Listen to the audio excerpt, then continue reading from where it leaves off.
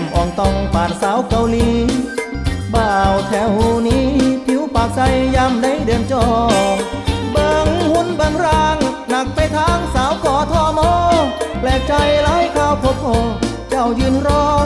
ซื้อส้มตำลาแม่นบ้านเฮาบ่แม่นบ้านเฮาบ่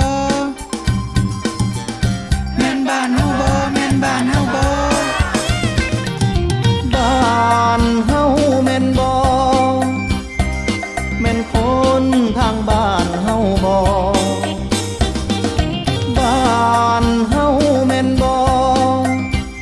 แม่นผู้สาวทางบ้านเฮาบ่มาจากตจบคือกันกับอ้ายบ่สาว